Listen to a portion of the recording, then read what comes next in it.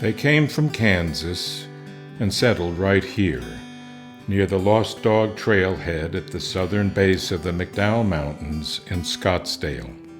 She was very particular in her quest for just the right home. It needed a guest room large enough to showcase her treasured antique twin brass beds, and an office with enough shelves to accommodate their voluminous book collection. Such an avid woodworker was he that one garage space was converted into a first-class woodshop, complete with all manner of tools and equipment. Together, over the years, they set out to transform this house into their own masterpiece, adding dozens of luxury upgrades and enhancements.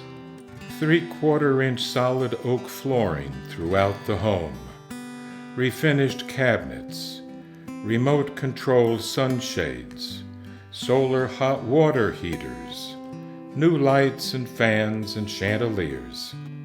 And to enjoy Arizona's great outdoors all year long, they created their own backyard sanctuary of sorts, adding remote-controlled misters, a saltwater system for the pool, large barbecue island, and gorgeous landscaping, highlighted by an array of 5 different fruit trees.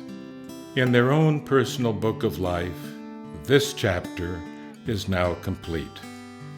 These pages are blank once again, ready for another family to write their own novel, to paint their own portrait, right here on East Poinsettia Drive.